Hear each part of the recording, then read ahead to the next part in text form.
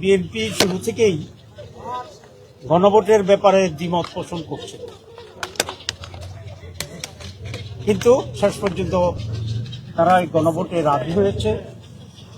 বাংলাদেশ জামাত ইসলামের পক্ষ থেকে বিএনপিকে আমরা ধন্যবাদ। এই জায়গায় গণভোটে এক হওয়ার,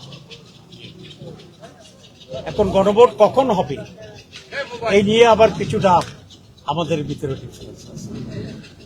আমরা বলেছি গণভোট হচ্ছে রিফর্মস কমিটির জন্য, এটা একটা আলাদা বিষয়, আর জাতীয় নির্বাচন একটি আলাদা বিষয়।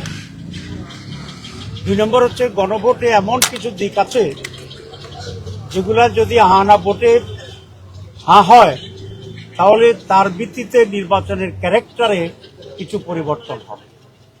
যেমন upper house PR system by voters, not by the MP, এই ব্যাপারে কমিশনের আমরা সকলে সিদ্ধান্ত গ্রহণ করছি, আমরা একমত হয়েছি। সুতরাং নির্বাচনের আগেই এই সিদ্ধান্ত জনগণের কাছে পৌঁছতে হবে এবং সেই সিদ্ধান্তের আলোকে জাতীয় নির্বাচনে আপার হাউসের ভোট হবে। যদি এটা নির্বাচনের দিনেই হয়, কেউ কেউ চাচ্ছে নির্বাচন দিনে একসাথে, তাহলে আপার হাউস তো নির্বাচন দিন পর্যন্ত আর পাশ হইল না, হানার জন্য অপেক্ষাতে হয়ে গেল। হানা যদি আমরা বলি যে হা হয়েছে, তাহলে কি একটা আবার নির্বাচন হবে আপার হাউসের জন্য? এটা একটা উদ্ভট টাইপের আলোচনা।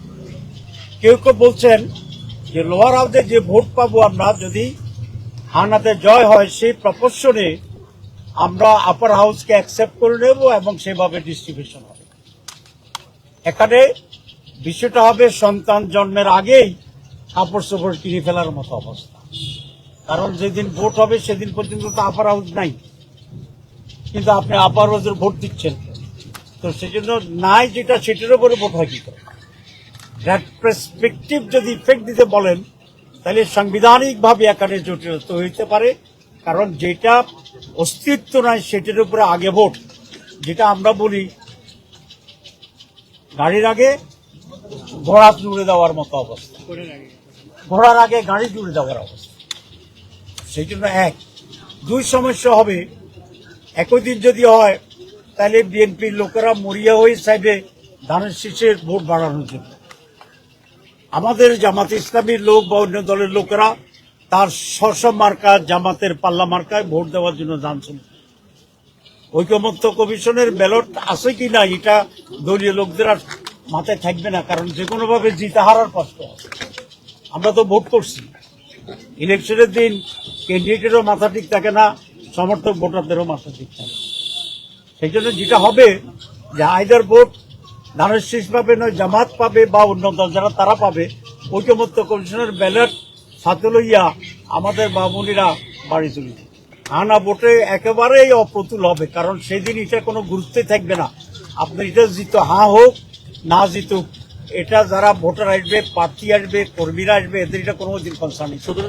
আপনারা স্বাক্ষর করছেন, সেই জন্যই আমরা বলেছি যে গণভোট আগে হতে হবে।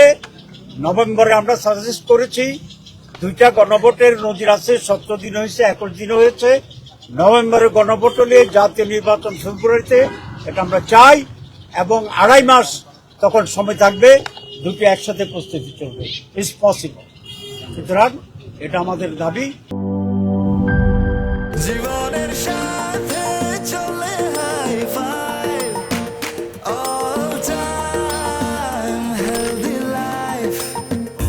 নিশ্চিন্তে খান স্বাস্থ্যকর অল টাইম পান, অল টাইম হেলদি লাইফ।